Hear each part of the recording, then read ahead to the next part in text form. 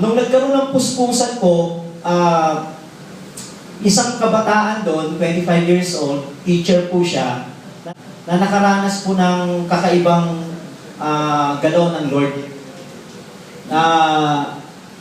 Una, 45 na kabataan yon, more or less, marami sila. Nakita nila, yung kabataan na yun, nakakita sila ng malaking kamay. Tangibly, nakita nila, tinutulak yung kabataan na yun. Nakapikit yung kabataan na, nakapikit. Tapos nagpa-prophesy. Tataka sila kung bakit alam niya yung pinupuntahan niya, tapos nagpa-prophesy. Accurate. So, marami rin yung kabataan na nakakita na, yung maliban doon sa kamay, kasi niyayakap, nakakita rin sila ng anino, 3 doon sa kabataan na yun.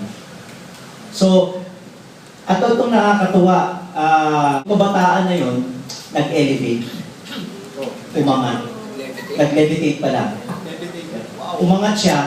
Tapos isa na nga nakakita si Eliezer, nakakita nun, binidyo niya.